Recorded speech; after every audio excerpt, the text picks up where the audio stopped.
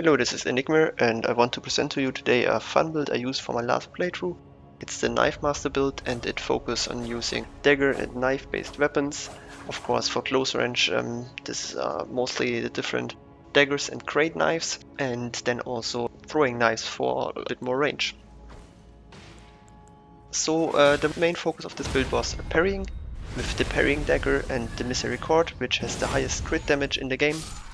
The advantage is that you can power stance these two weapons and also go in for a little bit of damage.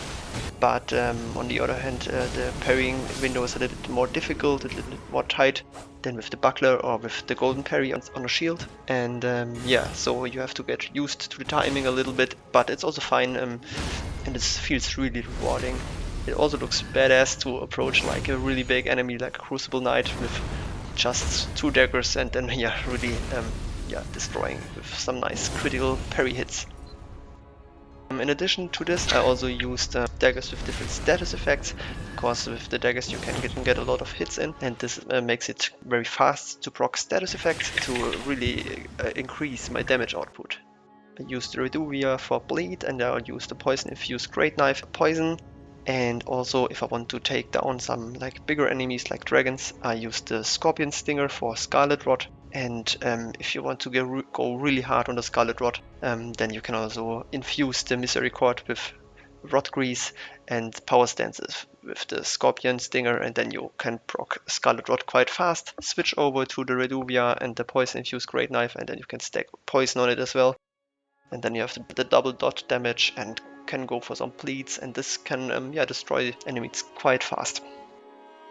This also can then be supplemented with some throwing knives for long range poking, for finishing off some enemies, or like adding some additional poison with poison bone darts, for example, which makes it a very fun playstyle that is very flexible, that allows you to learn the boss patterns and gives you some really satisfying moments, some cool parrying, very fast procs, and you have to stay close all the time, which is very enjoyable, high octane gameplay that I can really recommend for people that want to have a little bit of a different experience.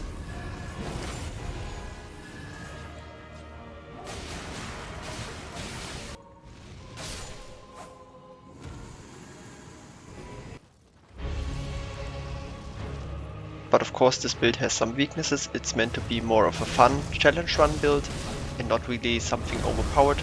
It's still quite strong, don't get me wrong, and it can kill enemies quite fast, but you have to be careful of several things, mostly because you have to stay close during combat most of the time due to the short range of the dagger, and because your single hits don't do that much damage, so sometimes you have to commit for multiple hits to proc your status effects, and it's very hard to stagger your opponents. And of course, as I mentioned before, the parry timing is a little bit different than with golden parry or the buckler, so that's also something you have to get used to.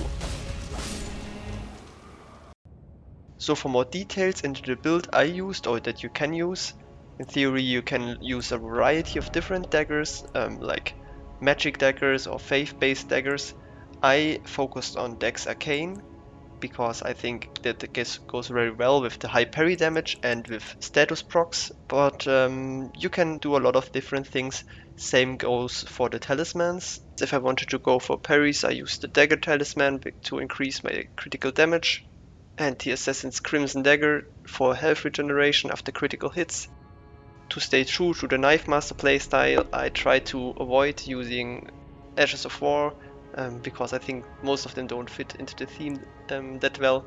So that's why I haven't used any talismans that boosts my Ashes of War. I instead used the Green Turtle talisman for faster stamina regeneration after failed parry attempts, for example, or for more movement, for more rolling. And then I also used Lord of Blood's Exaltation for more damage after the bleed procs. And for bosses or enemies that I cannot parry, or where parrying was not very viable to me, I used different talismans, for example the Claw talisman, because the jump attack is one of your best pokes. With the daggers have usually short range, and with the jump attack you can overcome this.